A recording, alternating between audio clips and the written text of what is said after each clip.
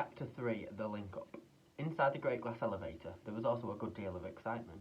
Charlie, Mr. Wonka, and all the others could clearly see the huge silvery shape of the Space Hotel USA about a mile ahead of them.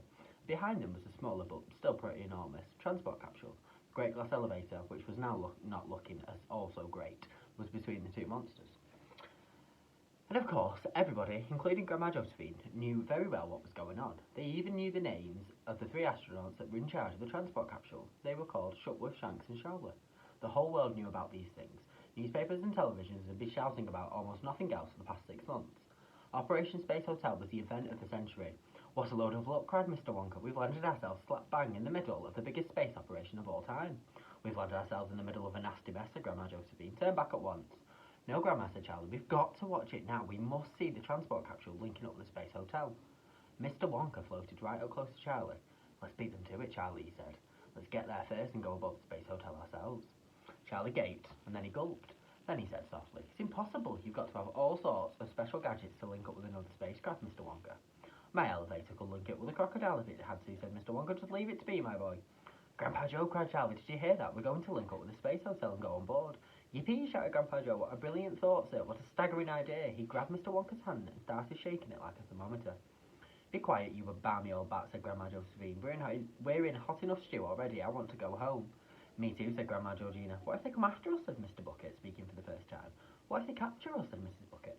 What if they shoot us, said Grandma Georgina. What if my beard were made out of green spinach, cried Mr. Wonka. Buncombe and Tummy Rot, you'll never get anywhere if you go what-ifing like that. Would Columbus have discovered America if he hadn't said, what if I sink on the way over there? What if I meet pirates, and what if I never come back? He wouldn't have even started. We want no what-ifers around here, right, Charlie? Off we go, then. But wait, this is going to be a very tricky manoeuvre, and I'm going to need help. There are 3 lots of buttons we have to press, all in different parts of the elevator.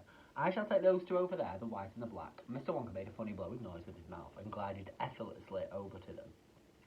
Grandpa Joe, sir, kindly station yourselves beside that silver button there. Yes, that one. And you, Charlie, go up and stay floating beside that little golden button near the ceiling. I must tell you that each of these buttons fires booster rockets from different places outside the elevator. That's how we change direction.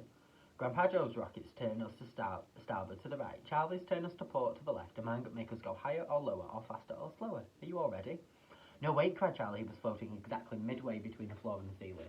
How do I get up? I can't get up to the ceiling. He was thrashing his arms and legs violently like a drowning swimmer, but getting nowhere. My dear boy, said Mr. Wonka, you can't swim in this stuff. It isn't water, you know, it's air. And there's nothing to push you up, so you've got to use jet propulsion. Watch me first. First you take a deep breath, and then you make a small round hole with your mouth, and as you blow as hard as you can. If you blow downwards, you jet propel yourself up. If you blow to the left, you shoot to the right, and so on. You manoeuvre yourself like a spacecraft, but using your mouth as a booster rocket. Suddenly, everybody began practicing this business of flying about, and the whole elevator was filled with blowings and snortings of the passengers. Grandma Georgina, in her red flannel nightgown with 2 skinny bare legs sticking out, was trumpeting and spitting like a rhinoceros and flying around from one side of the elevator to the other, shouting, out of my way, out of my way, and then crashing into poor old Mr. and Mrs. Bucket with a terrible speed. Grandpa George and Grandma Josephine were doing the same, and well, may you wonder what the millions of people down on Earth were thinking as they watched these crazy happenings on their television screens. You must realise that they couldn't see things very clearly. The great glass elevator was only about the size of a grapefruit on their screens, and the people inside, slightly burned through the grass, were no bigger than the pips of the grapefruit. Even so, the watchers below could see them buzzing around wildly like insects in a glass box. What in the world are they doing? Shouted the President of the United States, staring at the screen. Looks like some sort of war dance, Mr. President, answered astronaut Shallow on the radio. You mean they're Red Indians? Asked the President. I didn't say that, sir. Oh, yes, you did, Shallow. No, I didn't, Mr. President. Silence, said the President. You're muddling me up. Back in the elevator, Mr. Wonka was saying, please, do keep flying about. Keep still, everyone, so we can get on with the docket. You miserable old mackerel, said Grandma Georgina, sailing past him. Just when we start to have a bit of fun, you want to stop it. Look at me, everyone, shouted Grandma Josephine. I'm a golden eagle. I can fly faster than any of you, said Grandpa George, whizzing round and round, his nightgown billowing out behind him like the tail of a parrot. Grandpa George, cried Charlie, do please calm down. If we don't hurry, those astronauts will get there before us. Don't you want to see inside the great Space Hotel, any of you? Out of my way, shouted Grandma Georgina, blowing herself back and forth. I'm a jumbo jet. You're a balmy old bat, said Mr. Wonka. In the end, the old people grew tired and out of breath, and everyone settled quietly into a floating position. Are you all set, Charlie and Grandpa Joe, sir? Asked Mr. Wonka. All set, Mr. Wonka, Charlie answered, hovering near the ceiling. I'll give the order, said Mr. Wonka. I'm the pilot. Don't fire your rockets until I tell you. And don't forget who is who. Charlie, your port, Grandpa Joe, your starboard. Mr. Wonka pressed one of his own 2 buttons immediately. Booster rockets started firing up underneath the great glass elevator. The elevator leapt forward, but swerved violently to the right. Hard a port, yelled Mr. Wonka. Charlie pressed his button. His rockets fired. The elevator swung back into line. Steady as you go, cried Mr. Wonka. Starboard, 10 degrees. Steady, steady, keep her there.